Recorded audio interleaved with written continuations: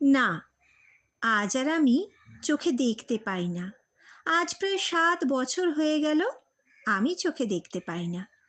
একটা সময় মজা করে তোমায় বলতাম, আমি অন্ধ হয়ে গেলে আর তোমায় চিনতে পারবো না। চোখে দেখতেই যখন পাবো না, তখন সবার মাঝে তোমায় চিনব কি করে? তুমি হেসে বলতে, হাজার জনের মাঝে থাকলেও তুমি ঠিক আমায় চিনে নেবে। আর দেখো, তোমার সেই কথাই সত্যি হলো। অন্ধ হলেও চাকরিটা আমার যায়নি। ইন্টারভিউগুলো আমি নিই। বহুতল ভেঙে পড়ায় সেখানে বিভিন্ন লোকের সাথে কথা বলতে হচ্ছিল। একজন শুধুই আমার প্রশ্নের উত্তর হুম বলে দিচ্ছিলেন। কিছুক্ষণ পর আমি জিজ্ঞেস করি, কেমন আছো? এইবারের হুঁটা পাল্টে যায়।